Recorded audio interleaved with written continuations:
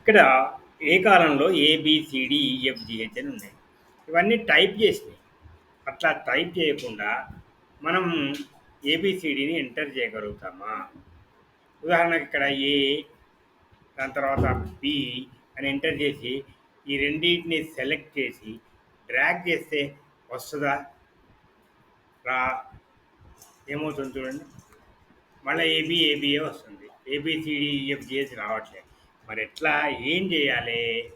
ఒక ఫార్ములా ఉంది.